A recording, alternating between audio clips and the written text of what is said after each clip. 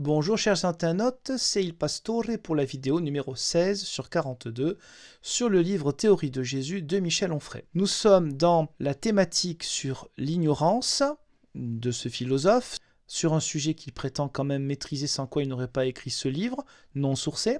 Nous arrivons au chapitre Promesse. Quelques extraits. Page 69. Entre 4 et 12 ans, on ne sait rien de Jésus, du moins si l'on en reste aux évangiles, retenu par l'Église catholique au fur et à mesure de son histoire. Alors oui, l'Église catholique dans le sens universel des premiers siècles, au fur et à mesure de son histoire, on est assuré qu'aux alentours de l'an 250, et même bien avant, le canon du Nouveau Testament tel qu'on le connaît, c'est-à-dire les 27 textes, Évangiles, Actes des Apôtres, Lettres de Paul et d'autres apôtres aux successeurs, Apocalypse et Révélation, dévoilement accordé à Jean. En 250, en gros, c'est fini.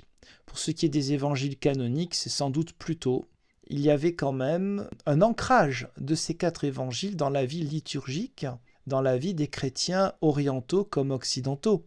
Bien sûr qu'il y a dû y avoir d'autres textes apocryphes ou d'autres traditions qui ont pu être connues, mais en règle générale, ces livres du Nouveau Testament n'ont pas été vus comme quelque chose qui était imposé par en haut. Page 80-81. Un petit mot sur les apocryphes. Moi, j'en ai lu quelques-uns. J'avais un cours à la faculté de théologie protestante de Strasbourg sur les apocryphes en première année. Comment voir la différence entre les apocryphes et les autres? Quelqu'un qui serait, j'ai envie de dire, non théologien, mais qui a la passion pour la littérature, qui veut se cultiver. La différence entre les deux, les évangiles canoniques et les autres, il la verrait très vite. L'image de Jésus est très différente, où elle est plutôt très accentuée sur un Jésus qui décide de tout, où les miracles sont beaucoup plus mis en avant que dans les évangiles canoniques. Il y a un côté parfois beaucoup plus moralisateur que dans les évangiles canoniques. Je ne dis pas que c'est que ça. Hein. Parfois, il y a aussi des origines gnostiques, c'est-à-dire un peu élitistes, sur la manière de comprendre Dieu, qui ne sont pas inintéressants sur le plan spirituel, bien sûr, mais l'aspect élitiste va à l'encontre de l'égalité de tous les chrétiens par le baptême, qui est évoqué notamment par l'apôtre Paul. À partir de là, les quelques exemples que je viens de vous donner, je ne dis pas que c'est que ça, mais moi j'ai remarqué beaucoup de cela, vous montrent donc que les évangiles canoniques ont une vision plus universaliste, plus égalitaire, et d'un Jésus finalement plus humain, même s'il y a l'aspect miracle aussi, l'aspect divin, d'accord, mais plus humain que les évangiles apocryphes. Voilà, parenthèse fermée, page 81. Sauf que cette fois-ci, ce n'est pas une citation extraite de l'évangile de Thomas, un texte apocryphe que ne reconnaît pas l'Église catholique comme faisant partie du canon officiel, alors que ne reconnaît aucune église chrétienne. Hein. Les églises protestantes non plus, on a gardé le canon qui était celui d'avant, mais le texte de l'évangile selon saint Luc, etc. Bon, pourquoi il dit saint Luc, lui qui devrait avoir un recul? Il pourrait très bien dire Luc, et si c'était quelqu'un qui fait un travail académique, universitaire, il se rendrait compte que dans les textes originaux, c'est selon Luc, hein, kata Lucan, hein, pas kata Agion ou Agiou Lucan. Bon, c'est littéralement selon Luc, mais bon. C'est quelqu'un qui utilise un vocabulaire catholique romain sans s'en rendre compte pour dénigrer le catholicisme romain parce que les autres, il ne les connaît visiblement pas. Mais il utilise quand même quelque chose qui est typique du catholicisme romain, lui qui est athée. Il y a vraiment des questions à se poser sur la méthodologie, sur la rigueur intellectuelle. Je ne parle pas des convictions, chacun a les siennes, mais de la rigueur intellectuelle sur son propre travail. Et bien sûr, il ne connaît pas les critères du canon. Comment ça s'est fait au cours des 3 premiers siècles du christianisme? Critères plus ou moins explicites. D'abord, il y avait le fait que ça vient directement ou indirectement des apôtres, les textes du Nouveau Testament. Si ce n'est par les apôtres, du moins les communautés qui ont connu les apôtres. Donc il y a une certaine fiabilité des premiers, de ceux qui ont vu et qui ont vécu avec Jésus, qui ont transmis à d'autres. Donc il y a une fiabilité par rapport, même si c'est la 2e génération, par rapport aux premiers témoins de la foi. Ensuite, on voit bien qu'il y a une diversité des 4 évangiles et que cette diversité a été voulue par l'Église chrétienne. Évidemment, ceux qui disent « Ah oui, il y a les apocryphes, et puis il y a l'Église catholique qui ne veut pas de ces apocryphes », c'est une manière un petit peu de dénigrer une forme d'autorité qui n'était pas si importante dans les premiers siècles. En disant « Ah oui, il y a les apocryphes, et puis oh, les apocryphes, ils ont été mis de côté. Hein. » Bon, la diversité des évangiles, pourquoi je vous dis ça?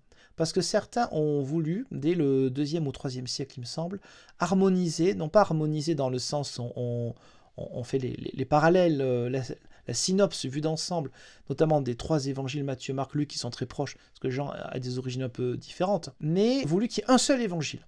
Les théologiens qui ont voulu qu'il y ait un seul évangile ont été, je ne dirais pas condamnés dans le sens jetés dehors, mais ont été très mal vus par l'Église des premiers siècles. Donc quand vous avez Matthieu, Marc, Luc et Jean, comme des textes officiels, comme des textes canoniques, cela signifie, comme ancré dans le marbre, que la diversité même théologique a été voulue dans le christianisme. D'où la difficulté après des dogmes d'unifier tout ça. L'un explique l'autre. Ils auraient très bien pu se dire, bon allez, on prend un évangile, on est tranquille. Ils n'ont pas voulu cela. Ça n'a pas été voulu. Diversité entre le style de Jean, la théologie de Jean, la théologie de Matthieu, qui sont très différentes sur certains aspects. Et puis, parce qu'il y a aussi la question du moment de l'écriture, du contexte historique, théologique, communautaire, linguistique, social, etc. Donc voilà, quand on nous bassine avec cette histoire de « Ouh là là, les apocryphes, on les a rejetés », mais vous avez déjà la diversité théologique dans les 4 évangiles canoniques. Cette diversité d'une richesse tellement puissante qu'on n'arrive pas encore à en faire le tour. Donc ne soyons pas trop dans l'exagération du fait que certains textes auraient été rejetés. Prenons ce que nous avons de sûr. Un peu plus loin, page 83, vers le bas. Jésus n'a pas 11 ou 13 ans quand il donne une leçon aux rabbins parce qu'il serait plus doué ou plus intelligent qu'eux, mais parce qu'il incarne la synthèse. 12, c'est le chiffre du peuple de Dieu, et Jésus est celui qui réalisera les prophéties de la Torah. Alors, bienvenue dans l'un des aspects de Michel Onfray qui est, alors là ce n'est pas de l'ignorance pour le coup, mais je dirais l'ignorance de ce que d'autres disent depuis des siècles.